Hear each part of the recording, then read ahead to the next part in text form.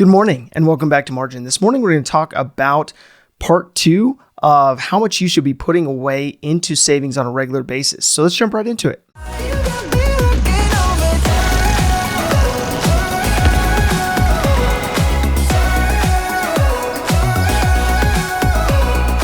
So step 3 really comes down to saving $3,500. So I broke this down into 4 steps overall. The first step was $500, and this was to get you going. This was basically to build momentum in order to build you up to that $1,000 mark in step 2. Now, $3,500 mark, that really is for the purpose of covering those larger expenses that were unexpected. That could be a medical bill, it could be braces for a kid, it could be a sprinkler system for your backyard, or a major component in your engine that went out.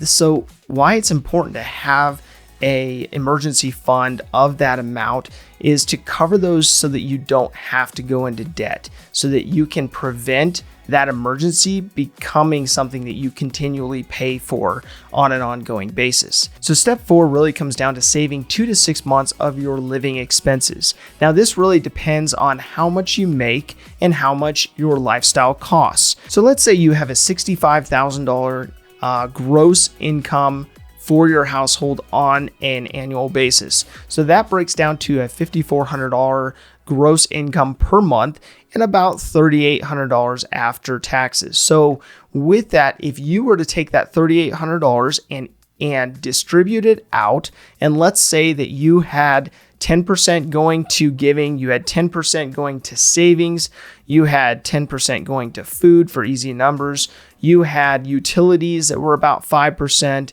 you had rent and mortgage that was rent or a mortgage that was around 25%, you had transportation at 10%, healthcare and insurance around 25%, and then any recreation or personal expenses, any incidentals or miscellaneous expenses at 5%.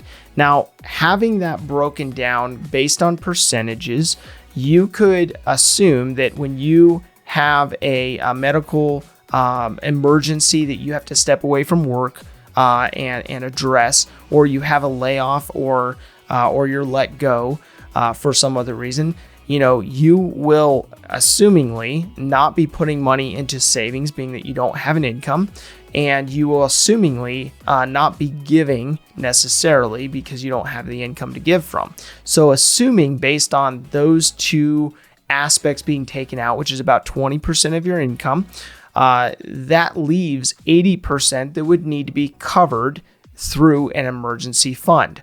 So with that, if you had about $3,400 in expenses, then you will want to basically extrapolate that out over the 2 to 6 months, and that will give you that figure so that you know how much you should be saving. So now that you have calculated how much you need on a monthly basis to cover your expenses in order to maintain the same level of quality of life, now it's important to see, okay, well, how much do you have saved, and how many months could you go in the event of a layoff or furlough or something else?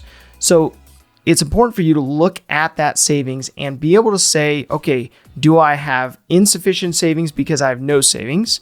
Do I have $500 in savings? Do I have $1,000 in savings? Do I have 1 month of living expenses, or do I have 2 to 6 months or more?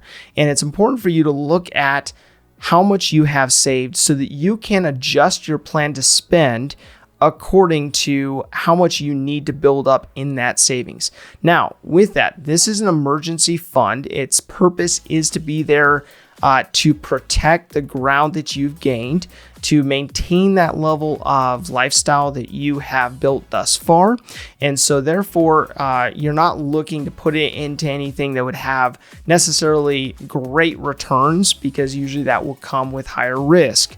But it's important for you to look at and evaluate how much do you have in savings now, and based on the next benchmark, whether it's the $500 amount, it's the $1,000 amount, or so on and so forth, how much money are you away from that next benchmark? and how can you adjust your budget or your plan to spend so that you can be sure that you're putting away money in order to hit that next benchmark. Now with that, once you hit that 6 months of savings, you have a pretty good cushion. Now that doesn't mean that you won't have an expense that comes up that surpasses that, or that there's not a layoff that causes you to use up your savings over a certain number of months while you're trying to find the right job. That doesn't mean that you are necessarily completely protected, but it's a really good start in order to protect you from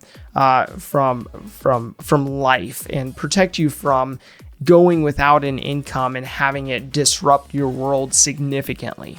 So once you hit that 6 month mark, you're welcome to save beyond that. But you'll have to look at how much risk do you have? What's the likelihood of you losing your job? And what level of risk would that put your family in based on your lifestyle and so on and so forth. So sit down and look through these figures to figure out how much you have saved. And that really is my call to action. And that is to look into your savings, see if you do have a savings, and come up with a plan to build out strategically these 4 steps so that you are protecting you and or your family from unnecessary risk. If this information is helpful to you, explore the Margin membership, where me and my team will help you take the information you're learning and apply it to your life and your finances.